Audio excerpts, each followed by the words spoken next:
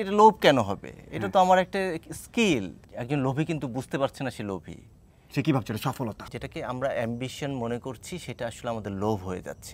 আমাদের সমাজে কি লোভ বেড়ে গেছে? গ্রিড, যেভাবেই হোক আলিশান বাড়ি, সুইস ব্যাংকের টাকা, শকটি শকটি। মানে তোমার কি মনে হয়? আমি সাকিব রায়হান, আমার বন্ধু কোর্সমেট, আমরা কি লোভী হয়ে গেছি? পরিসংখ্যান তো তাই বলছে। পরিসংখ্যান তাই বলছে। তোমার অভিজ্ঞতা কি বলছে? অভিজ্ঞতা বলছে অবশ্যই আশেপাশে সবার মধ্যে লোভ বেশি দেখতে পাও? লোভ বেশি। আমার মধ্যে লোভ বেশি হয়ে গেছে 20 বছর আগের তুলনায়। হয়তো তোমার ভিউ পাওয়ার লোভ। তো সবচেয়ে বড় যেটা সমস্যা, একজন লোভী কিন্তু বুঝতে পারছে না সে লোভী। সে কি ভাবছে সফলতা? সে ভাবছে এটা আমার সফলতা, এটা আমার রিকোয়ারমেন্ট। সো এটা আমার প্রাপ্তি, অধিকার। এটা অধিকার, আমার পেতে হবে এই জিনিসটা। আমি তো 9-6 করে কামাবই। যেটাই হোক, এটা লোভ কেন হবে? এটা তো আমার একটা স্কিল। তো এখন যেটা হচ্ছে যে আগে জানতে হবে লোভটা কি। আগে তো আমার নিজেকে জানতে হবে আমি লোভী কিনা, এটাকে আইডেন্টিফাই করতে হবে যে আমি লোভী কিনা। করে দাও। একটা জিনিস মনে রাখবা, তুমি যেটা ডিজার্ভ করো তার চেয়ে যখনই বেশি আকাঙ্ক্ষা করবা সেটাই হচ্ছে লোভ। তোমার কর্মক্ষেত্রে তুমি যদি চিন্তা করো, তুমি হয়তো একজন ম্যানেজার হওয়ার যোগ্যতা রাখো এই স্টেজে, এই অবস্থায়, কিন্তু তুমি চাচ্ছ তুমি একজন জিএম হবে। সো এটা একটা লোভ, অ্যাম্বিশন না। না, অ্যাম্বিশন ডিফারেন্ট থিং। ওকে।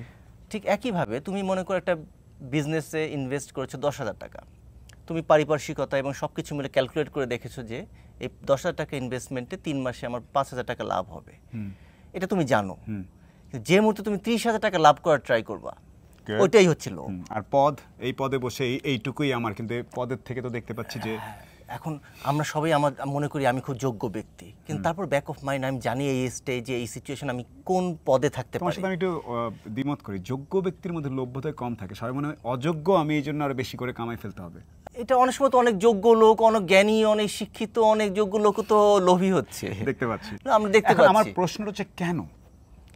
এটার প্রধান কারণ হচ্ছে যে আমরা আমাদের এইম সেট করতে পারছি না। যেটাকে আমরা অ্যাম্বিশন মনে করছি সেটা আসলে আমাদের লোভ হয়ে যাচ্ছে। আমার তো একটা প্র্যাকটিক্যাল এইম সেট করতে হবে লাইফ নিয়ে। আমার এই স্টেজে আমি কি চাচ্ছি আমাকে জানতে হবে, আমার কি পাওয়ার যোগ্যতা, আমি একটা ডেজিগনেশনে থেকে এখানে আমার কি পাওয়া যেতে পারে সর্বোচ্চ রাইট ওয়েতে, অফকোর্স রাইট ওয়েতে।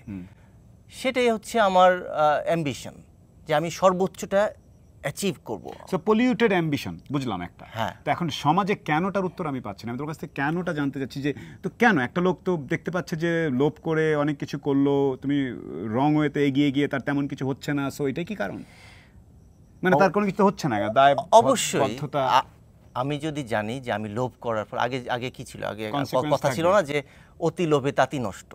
আমরা জানতাম অতি চালাকে গলায় দড়ি, এগুলো এইসব প্রবাদ প্রবচনগুলো আগে ছিল। এখন কি অতি চালাকে বড় বাড়ি, অতি লোভে দুইটা তাতি। হ্যাঁ, তো এখন ক্ষতি হচ্ছে না তো। তো যার জন্য আমি চিন্তা করছি, ঠিক আছে, লোভ করলে সমস্যা কি? শাস্তির অনুপস্থিতি। অবশ্যই শাস্তির অনুপস্থিতি। অ্যাট দ্য সেম টাইম সমাজে তাদের গ্রহণযোগ্যতাও বেশি। আগে একটা সময় ছিল যখন লোভীরা বা অযোগ্য ব্যক্তিরা যখন বেশি কিছু পেতে চাইতো, তখন সমাজে তাদের গ্রহণযোগ্যতা ছিল না, সমাজ তাদেরকে ভালোভাবে নিত না। এখন মানে সমাজ একদম কোলে তুলে রাখে। এক্স্যাক্টলি, সমাজ তাদেরকে সম্মানিত করছে, মানুষ তাদেরকে পুরস্কৃত করছে, মানুষ তাদেরকে ফুলের মালা দিচ্ছে। তাহলে সমস্যাটা কোথায় আমার লোভী হতে? তুমি আমি লোভী হচ্ছি না কেন? কুড়ে ঘরে বসে আছি কেন? এই যে দিন শেষে তো বিবেক থাকে, মানুষের বিবেক তো কাজ করেই। আর 2 নম্বর হচ্ছে ইনার পিস। আমি যদি লোভী হই, আমি যদি অসৎ হই, আমার তো ইনার পিসটা চলে যাবে। তো যারা বুদ্ধিমান, প্রকৃত বুদ্ধিমান, তারা ইনার পিসটাকে খোঁজে। ওই তথাকথিত সম্মান, তথাকথিত অর্থ, যেটাকে কমফোর্ট ফিল মনে করছে, এটা কমফোর্ট দিচ্ছে আমাকে, ওইটা আসলে রিয়েল কমফোর্ট না। মানে 20 বেডরুমের বাড়িতে গেলেই যে তুমি অনেক সুখী হয়ে যাবে, এই ধারণাটা যে মাথায় ঢুকে গেছে। আবার যারা প্রকৃত বুদ্ধিমান জ্ঞানী, তারা জানে যে ভাই একটু শোয়ার জায়গা বা বসার জায়গা পেলেই মনে শান্তি। আমরা তো এই গল্প ছোটবেলায় শুনেছি, সেই রাজার সুখী মানুষের জামা। সো ওইটা তো শিক্ষাটা দিয়েছিল আমাদেরকে, কি যে ইনার পিসটাই হচ্ছে মানুষকে সুখী করে। বড় বাড়ি গাড়ি এসব সুখী করে না মানুষকে। দিন শেষে সে যতই হাসি মুখে থাকুক না কেন, নিজে একটা চোর চোর ভাবে এবং কষ্ট নিয়েই থাকে। চোর চোর একটা কষ্ট থেকেই যায়, যত যাই বলেন না কেন। আপনি খুব বড় স্টেজে বসে হুম হুম করছেন, কিন্তু মনের মধ্যে ওই লোভ থাকলে আর মানে অসৎ পথের উপার্জন থাকলে ওই জিনিসটা থেকেই যায়, রাইট? ওটা থাকবেই। আর আমি তো দেখতে পাচ্ছি তোমার কথা কিছুটা মানে আমার ভালোই লাগছে, বিকজ আমি তো দেখতে পাচ্ছি যে অনেক রথী মহারথীরাও শেষ বয়সে আসলে দৌড়ের উপরই আছে, মানে ওয়েল, লোভ করে আসলে শান্তি নেই।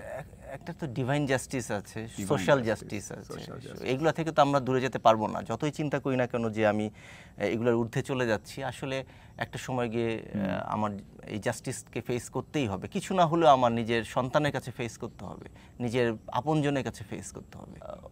মানে ডিসঅনেস্ট ওয়েতে গিয়ে অন্যের অধিকারকে ক্ষুণ্ণ করে অন্যের হককে মেরে আমি কিভাবে সুখী থাকবো? এটা কখনো সম্ভব না, ইট ইজ ইমপ্র্যাকটিক্যাল।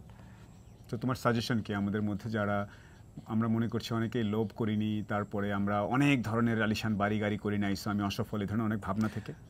আমার সাজেশন হচ্ছে আগে নিজের ক্ষমতাটাকে জানি, আমরা নিজের যোগ্যতাটাকে জানি, তার সর্বোচ্চ ব্যবহারটা করি, সর্বোচ্চ আমার যোগ্যতা অনুযায়ী যেটা সর্বোচ্চ আহরণ করা যায় সেটাকে আমরা নেই, এর বেশি আমরা না চাই। আমার যোগ্যতায় যদি মাসে 20,000 টাকা ইনকাম হয় আমি সুখী থাকি, আমি সর্বোচ্চ 20,000 টাকা ইনকাম করি, সেটা নিয়ে ইনার পিসে থাকি যে আমি আমার মেধা আমার যোগ্যতা সর্বোচ্চ ব্যবহার করেছি। আমি 1 লাখ টাকা পাওয়ার প্রয়োজন নাই, যেটাকে যে লোভের মাধ্যমে অনৈতিকতার মাধ্যমে ওইটার প্রয়োজন নাই, ওইটা আমার ইনার পিস কেড়ে নিবে। আমি তখন আর মানুষ থাকি না। অবশ্যই মনুষ্যত্বটা বিসর্জন দিয়ে মানুষ থাকে কিভাবে? তো এই কথাগুলো অনেকে আবার হাসে আজকাল, যে মনুষ্যত্ব, নীতি, আদর্শ, এগুলো আবার কি? যুগ যুগ ধরে এটা ছিল, আদিকালেও ছিল। যখন মনীষীরা বলে গেছেন সততাই সর্বোৎকৃষ্ট পন্থা, তখনও অনেকে হেসেছে, এখনও হাসবে, কিন্তু দিন শেষে সততা সর্বোৎকৃষ্ট পন্থা এটা এস্টাবলিশ থাকবে। এবং তার কথাই কিন্তু ওই মনীষীর কথাই ওই আমরা মনীষীর বলছি। কথাই আমরা বলছি, ওইটাই বলে যাব সারা জীবন, তখন যতদিন এই পৃথিবী যে থাকবে। হেসেছিল মনীষীর উপরে এবং রাজপ্রাসাদ বানিয়েছিল, তার কথা কিন্তু আমরা বলছি না।